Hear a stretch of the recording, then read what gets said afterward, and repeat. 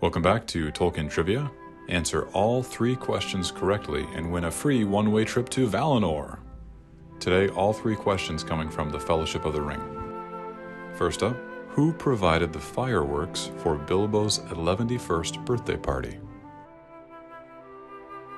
Gandalf. Number 2.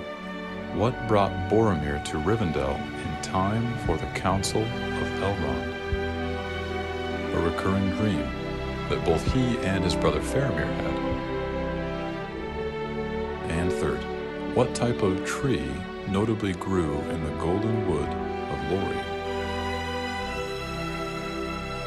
The Malorn tree. That's all for today.